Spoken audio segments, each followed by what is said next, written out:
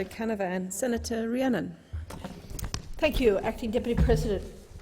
Tonight I wish to discuss an issue of great concern to communities in Sydney that are located near the current WestConnex construction sites in Sydney's inner and western suburbs.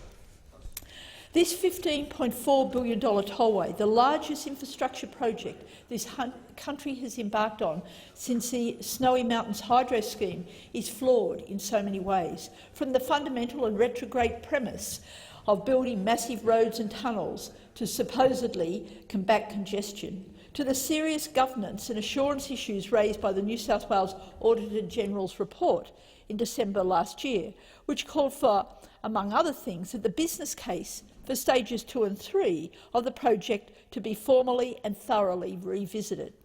It is a project that has been condemned by local councils that it will impact on, and a project that has been mocked by independent transport consultants and anyone who has any expertise on moving people in large cities in the 21st century.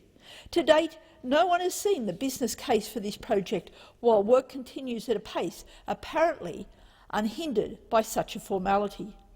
Billions of dollars in contracts have been locked in before the environmental impact statement for Stage 1, the M4 East Tunnel, was released, while work at the former Alexandria landfill site in St Peters, the site for the proposed massive Highway Stage 2 interchange, has caused significant concern about the excavation and transport of thousands of tonnes of asbestos contaminated materials from the site. Since August, the WestConnex Delivery Authority has removed hundreds of truckloads of contaminated waste every week from this site. Now, we've heard the Prime Minister, Malcolm Turnbull, speak with great passion about public transport. If that passion is real, if it is meaningful for the people of our large cities, let alone the whole of the country, this is the type of project that should be cancelled and the money put into public transport. Otherwise, it makes a farce of all his fine words. It is well documented that the Alexandria site contains huge volumes of asbestos, reportedly as much as the equivalent of 70 50-metre swimming pools. Residents had previously been assured that contamination and remediation issues on this site would be dealt with as part of the WestConnex Environment Impact Statement. However, this document has not yet appeared and, to my knowledge, has not even been lodged with the New South Wales Department of Planning. So, understandably, locals were shocked when large-scale earth removal and excavation work began on the site 2 months ago. In the initial weeks of work, local residents monitoring the site reported multiple breaches of fundamental safety rules regarding the handling and transport of asbestos. Urgent complaints were made to the New South Wales Environmental Protection Authority, the WestConnex Delivery Authority and the Marrickville and City of Sydney councils, which are jointly responsible for the site. Trucks transporting asbestos were not fully covered or washed prior to leaving the site, and the mandated dedicated complaints line was not even in operation. Even up to last week, residents observed wheels unwashed and work continuing in high winds. Wind speeds were measured at nearly 80 kilometres at nearby Mascot. The WestConnex spokesperson, contacted by residents, however, tried to convince them the work being done on the site wouldn't create dust all that day. Last Saturday night, a resident reported that a truck was seen entering the site 10 hours after the regulation closing hours. So many rules, but so many breaches. The local WestConnex Action Group has already blockaded the site several times. Spokesperson Ms Pauline Lockie told New Matilda journalists that every time residents visit the site, they're reported numerous safety breaches, and it's only when WestConnex contractors know they're being watched that they start observing safety procedures, such as properly washing the road entry and exit point from the toxic dump. Acting on behalf of the WestConnex Action Group, the Environmental Defender's Office wrote to the WestConnex Delivery Authority more than 3 weeks ago, raising urgent questions about the legality of the work and serious questions about the handling of asbestos and other contaminated soils from this site. As I mentioned previously, there is no EIS for this stage of the project and to date, no business case. Marrickville Council passed a motion of concern seeking urgent legal advice with a view to issuing a stop work order on the site, and Lord Mayor of Sydney, Clover Moore, wrote to the New South Wales Minister for the Environment, Mark Speakman, asking that all work halt on the site until the EPA and WDA hold a public meeting at which residents' concerns and questions can be answered. But concerns about the site do not end at St Peters.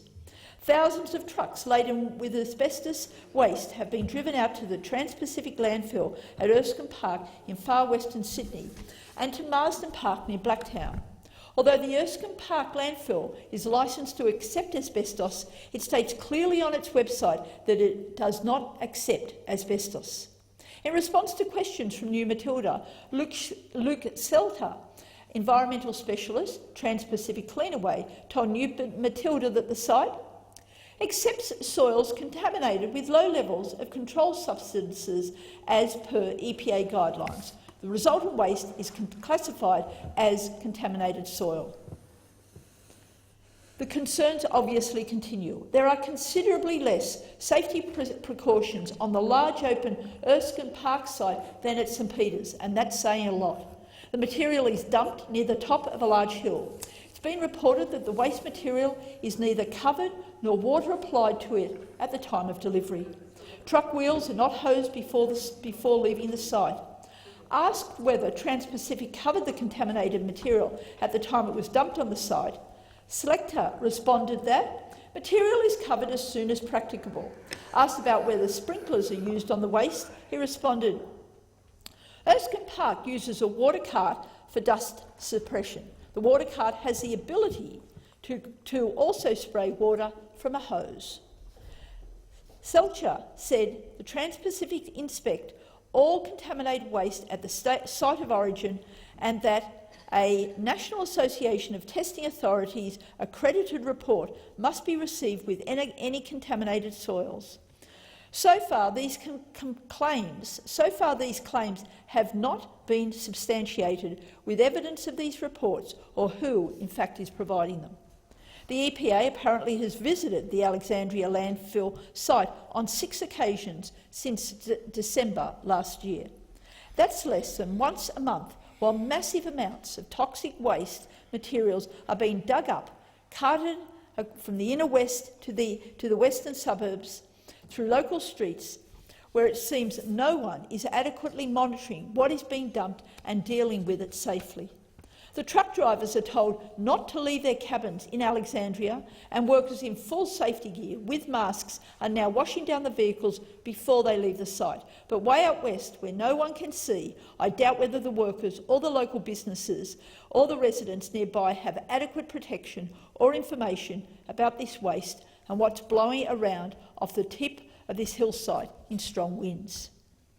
The handling of the Alexandria landfill waste is not the only WDA activity currently triggering concerns about its competency to manage health and safety issues on this massive infrastructure project.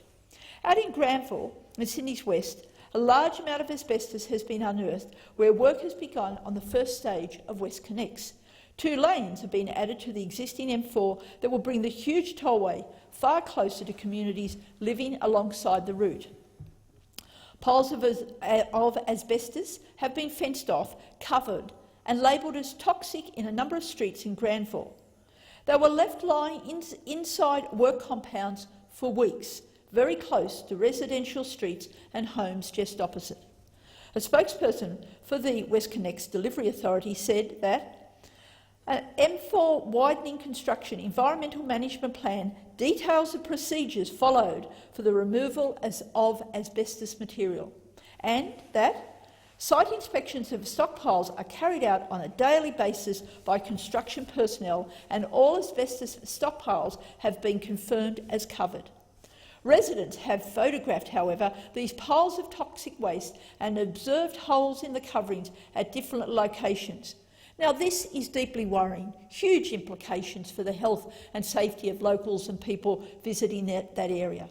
In early September, the ABC reported that residents were not informed about some of this waste as it was within the boundaries of the project.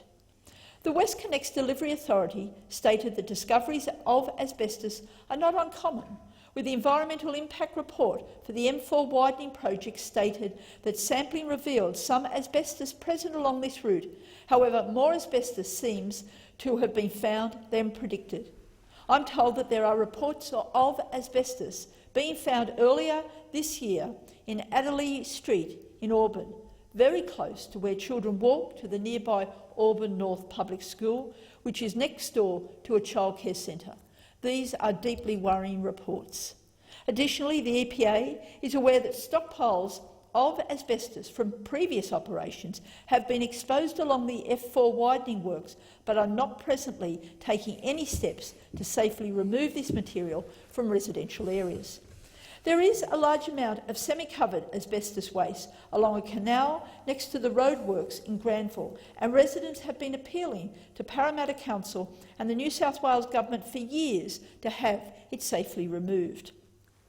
Scores of residents brought this situation to the attention of the Planning Department and the WestConnex Consortium in a submission to the Stage 1A M4 widening process, but received no response. Now they are concerned that this dangerous asbestos will be further disturbed during construction and from wind generated by traffic speeding along the M4 almost directly over their homes. Now, this is what is happening in Western Sydney today. We know the threat, the dangers of asbestos. We've heard from Liberal, Labor politicians about their commitment to Western Sydney, and this has been going on and continues to deteriorate. The WestConnex Delivery Authority is showing contempt for proper process, fundamental safety precautions and due care. We need to ask, how does it get away with such dangerous and irresponsible activities? The answer lies with the weak planning and environmental laws in New South Wales, and because of the corrupting culture that still operates out of Macquarie Street. If Prime Minister Turnbull is to be true to his passion for public transport, as I said earlier, the WestConnex project should be shelved, with all the money going to long-term sustainable public transport solutions, and dealing with this toxic waste in the inner west and western suburbs needs to be speedily dealt with.